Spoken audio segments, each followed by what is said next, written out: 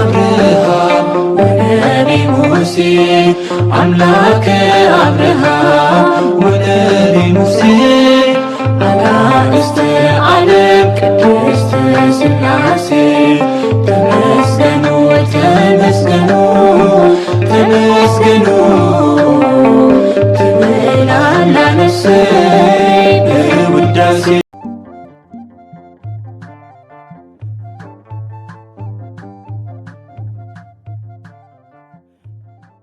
በስመ አብ ወወልድ ወመንፈስ ቅዱስ አሐዱ አምላክ አሜን።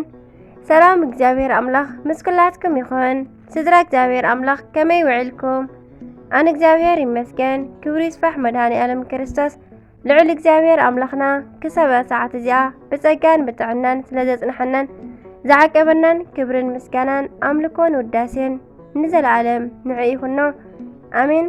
ከምኡውን ነታረሬተ ህሊና ቅድስተ ቅዱሳን ንጽሕተ ንጹሓን ወላዲተ አምላኽ ወላዲተ ቃል ዝኾነት ቅድስቲ ኪዳነ ምሕረት አደይ ቅዱስ ወዳ ብዝሃባ ክብርን ምስጋናን ንዘለዓለም ንዓኣ ይኹን አሜን። ከምኡውን ንኹሎም ቅዱሳና እግዚአብሔር አምላኽና ብዝሃቦም ክብሪ ብዝሃቦም ቃል ኪዳን ከከም መዓርጎም ክብርን ምስጋናን ንዘለዓለም ንዖም ይኹን አሜን። 16 ሚያዝያ ናይ ዕለቱ ስንክሳር ድሰምዕ ዘንብብ ፍቕሪ ጎይታ ኣብ ልቡ ይዕንብብ ሓለዋን ጸሎትን ናይ ቅዱሳን ድማ ይረክብ።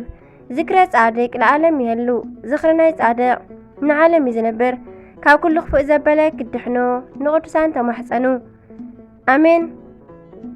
16 ሚያዝያ ቅድስቲ ኪዳነ ምሕረት ወርሓዊ በዓላ እዩ። በረኸታን ጸሎታን ኣማላድነታን ጣዕሚ ፍቕራን ምስ ኩላትና ይኹን አሜን። ንኹልኹም ደቂ ተዋህዶ ኣብ መላእ ዓለም ዘለኹም ኪዳነ ምሕረት ተሓልኹም ረድኤትን ስንቅን ትኾንኩም ብስደትኩም ጽላልን ጸግዕን ትኾንኩም ካብዚ ዘሎ ሓዘንን መከራን እውን ተውፅእኹም በረኸታን ረድኤታን እውን ኣይፈለኹም አሜን። በስመ አብ ወወልድ ወመንፈስ ቅዱስ አሐዱ አምላክ አሜን። ቅዱስ አንቲቦስ በዚህ ዕለት 16 ሚያዝያ ዝኾነ ዓብይ ሃዋርያን ሰማዕትን ቅዱስ አንቲቦስ ይዝከር። እዚ ቅዱስ በአርማ ኣብ እትበሃል ኣብ ሃገር ብጓስነት ብጵጵስና ዘገልግል ናይ ቅዱስ ዮሐንስ ወንጌላዊ ወዲ መዝሙር እዩ። እዚ ቅዱስ ስለ ናይ ክርስቶስ ኣባጊዕ ምእመናን ብዙሕ መከራ ተቐበለ። ኣብ እስር ቤት ከሎ ድማ ካብ ቅዱስ ዮሐንስ ነባቤ መለኮት ወንጌላዊ ክታብ ወይ ከዓ መልእኽቲ በፂሕዎ እዩ። ኣብ መልእኽቱ ድማ ምስ ሃዋርያትን ሰማዕታትን ምቑፃሩ ነገሮ። እቲ ግዜ ኣብ ሓደ ክፍለ ዘመን ክኸውን ከሎ ኣባና ኣይበፅሐትን። ኣብ ትሕቲ እግሪ ቅዱስ ዮሐንስ ኮፍ ኢሉ ብምምሃሩ ከም መምህሩ ናይ ንጽህና ሰብ ነበረ።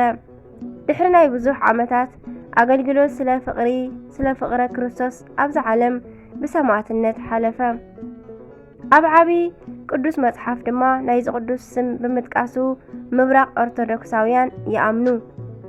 ኣብ ራእይ ዮሐንስ ምዕራፍ 2 ፍቕዲ 12 እውን ናትና ወይ ከዓ ግእዝ ጻድቅየ መሃይምን ይክብሎ ከሎ ናይ ግሪክ ግን ብቐጥታ ብስሙ አንቲጳስ ወይ ከዓ አንቲቦስ ኢሉ ይጽውዖ።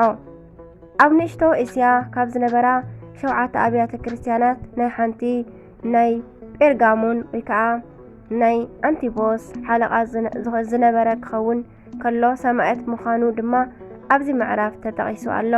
መልእኽቲ ናብ ቤተ ክርስቲያን ጴርጋሞን ናብ መልእኽቲ ቤተ ክርስቲያን ጴርጋሞን እውን ከምዚ ኢልካ ጸሓፍ ኣቲ እዚ ክልተ ዝኣፉ በሊሕ ሰይፊ ዝሓዘ ከምዚ ይብል ኣሎ። ኣበይ ከም ትነብር እፈልጥ እየ።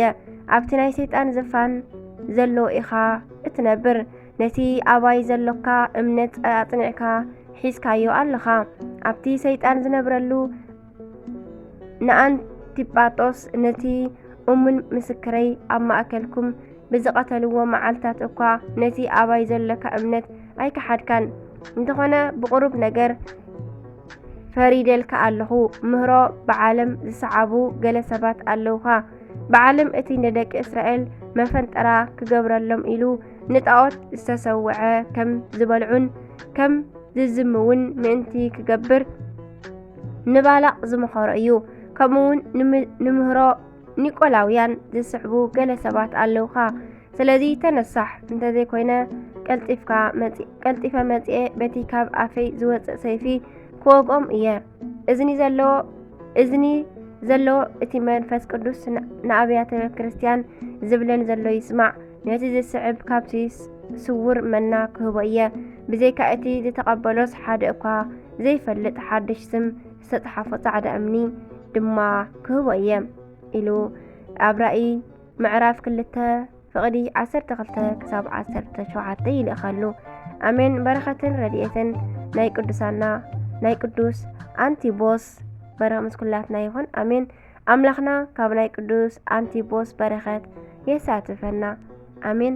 በረኸቶም ምሕደረን ናይ ኩሎም ቅዱሳን ዓመታውን ወርሓውን ተኸቢሮም ዝውዕሉ ኣሜን። ሚያዝያ 16 ዝኽበሩ ዓመታዊ ናይ ቅዱሳን በዓላት ቅዱስ አንቲቦስ ዝሃገረ በኣርማ ሃዋርያዊ ጳጳስን ሰማዕትን፣ ቅዱስ ሳባ ሰማዕት። ወርሓዊ በዓላት ድማ ኪዳነ ምህረት ናይ 7 ኪዳናት ማሕተም፣ ቅድስቲ ኤልሳቤጥ ኣደ መጥምቀ መለኮት፣ ቅዱስ ዮሃንስ፣ ቅዱስ ገብረ ማርያም ጻድቅ ንጉሰ ኢትዮጵያ ሓው ንቅዱስ ላሊበላ፣ ቅዱስ አኖሬዎስ ንጉስ ጻድቅ፣ ኣባ አቡናፍር ገዳማዊ፣ ኣባ ዮሃንስ ወንጌሉ ዘወርቅ፣ ኣባ ዳንኤል ጻድቅ። ኣሜን። በረኸቶም ይሕደረና። ስንክሳር ዝሰምዕ ዘንብብ ፍቕሪ ጎይታ ኣብ ልቡ ይዕንብብ። ሓለዋን ጸሎትን ናይ ቅዱሳን ድማ ይረክብ። ዝክረ ጻድቅ ለዓለም ይህሉ። ዝኽሪ ናይ ጻድቕ ንዓለም እዩ ዝነብር። ኣሜን ኣሜን ለይኩን